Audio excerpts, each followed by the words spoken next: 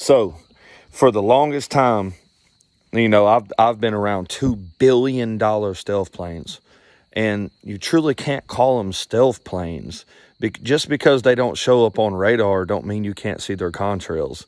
So, when I got introduced, which I can't name the facility where they create the stealth craft, but what I do know is you spend $2 billion on something that can beat radar, but you can still see its contrails. How is that stealth?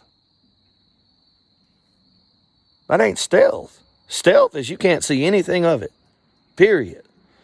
So when they asked me and they looked at me and said, William, with your engineer, because people say all you have is ideas. Every engineer in this world started out with an idea. Cell phones, laptops, TVs, Wi-Fi, Bluetooth, satellite communication systems, satellite phones.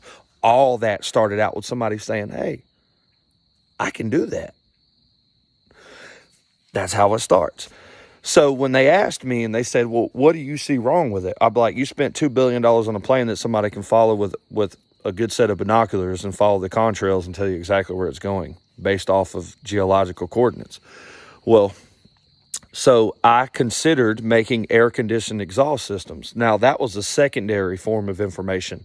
My first form of information was creating nuclear-powered stealth planes, sub-reactors, mini nuclear reactors that power direct drive shafts, just like Harley Davidson. Some of the bikes, they're not belt driven, they're direct shaft driven.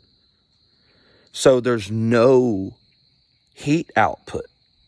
Now, when it comes to thermals, which heat-seeking missiles, nuclear reactors do tend to burn hot, but you could cool the shell of the reactor. But there's a lot more studying that can be done. But when's the last time you heard of a nuclear plant melting down? It doesn't happen anymore.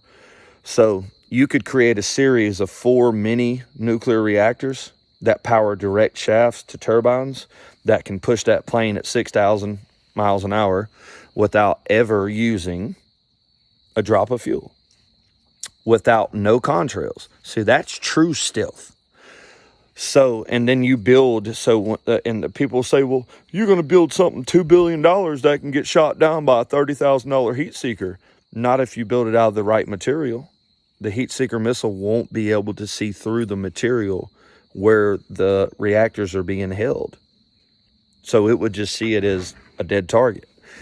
Now, there's a whole lot of stuff that I don't want to get into, but I want to get into.